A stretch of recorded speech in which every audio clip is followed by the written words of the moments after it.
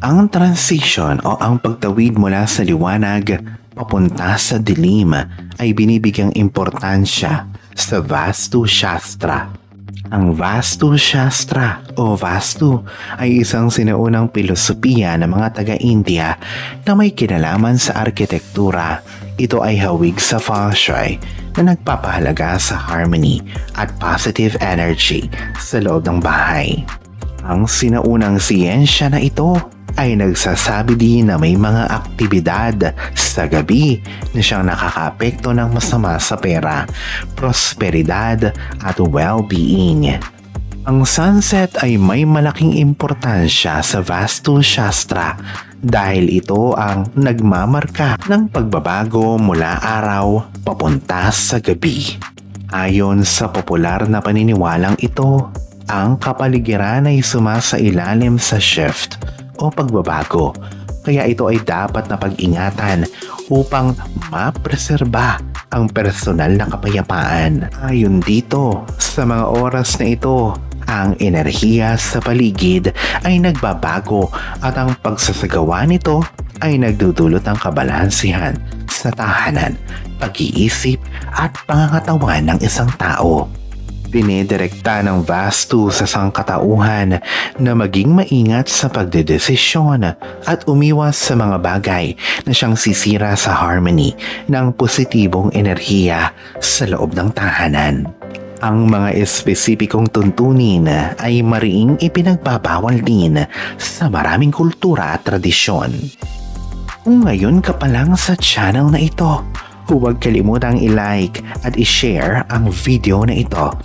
Mag-subscribe ka na din at i-click ang bell at all para lagi kang updated sa mga pinakabago nating mga videos patungkol sa pagmamanipula ng daloy ng enerhiya.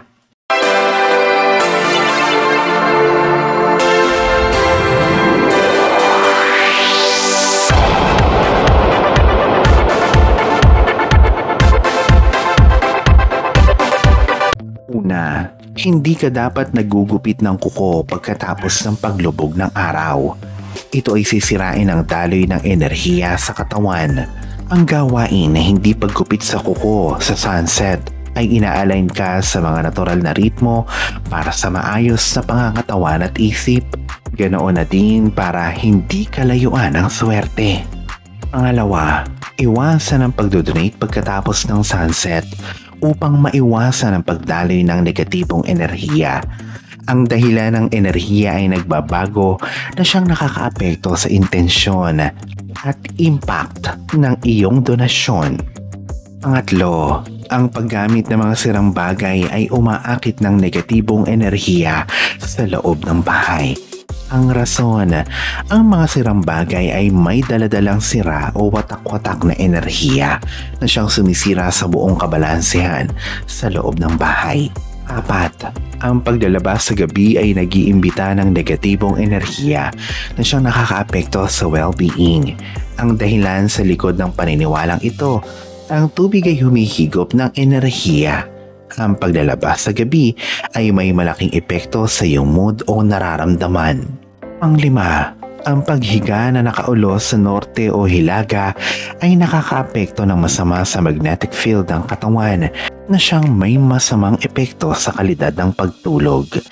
Ang dahilan, ang magnetic field orientation ng katawan ay nakikipagtalo sa magnetic field ng mundo na nagdudulot ng potensyal na walang kapahingahan. Pang-anim, ang pagtatanim pagkatapos ng sunset o paglubog ng araw ay nakakasagabal sa paglaki ng mga halaman. Ang mga halaman ay nangangailangan ng photosynthesis para lumaki ng maayos. Pang-pito, ang pagpapagupit pagkatapos ng sunset o paglubog ng araw ay nagdudulot ng malas. Ang hindi paggawa nito ayon sa Vastu ay nagdudulot ng mental peace. Ang buhok natin ay nagtataglay ng enerhiya at ang paggupit nito sa gabi ang siyang sisira sa panloob na kabalansehan. Ang pagwawali sa gabi para sa Vastu ay malas din Para sa Vastu, ang pagwawalis sa gabi ay nag-aalis ng positibong enerhiya. Inaalis nito ang settled energy at pinaalis nito ang positive vibrations. Pang-siyam, ang paggamit ng gadget pagkatapos ng sunset o sa gabi ay nakakasira ng tulog. Ang dahilan, ito ay may blue light emission na siya nakakaapekto sa ating melatonin na nakakasira ng kalidad ng ating pagtulog. Ang 10, huwag ipapasok ang sapatos pagkatapos ng paglubog ng araw upang maiwasan ang dumi at negatibong enerhiya. Ang dahilan, ito ay may daladalang enerhiya sa labas at pagpasok ng sapatos sa loob ng bahay ay makakasira sa positibong enerhiya sa loob ng bahay. Mas maigi kung maglalagay ka ng hiwalay na lagayan ng sapatos sa labas ng bahay. Pang-11, iwasan ang pakikipagtalo sa paglubog ng araw. Ito ay umaakit ng hindi ka nais-nais na enerhiya. Ang dahilan, ang negatibong emosyon ay sumisira sa positive energy flow sa paligid na siyang nakakaapekto sa kabuuang balanse. Pang-12, umiwas din sa pagtitig ng matagal sa salamin sa gabi upang hindi makapag-imbita ng negatibong enerhiya. Ang mga salamin ay kayang magpalakas at magdoble ng enerhiya na siyang pwedeng magdulot ng walang kapahingahan.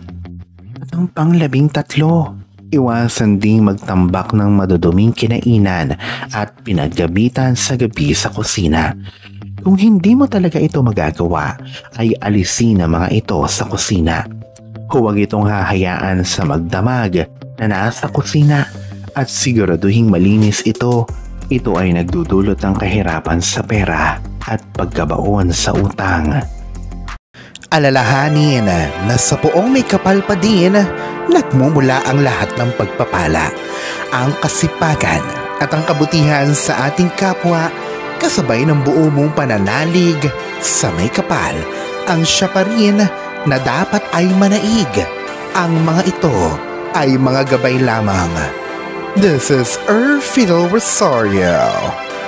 Thank you for watching.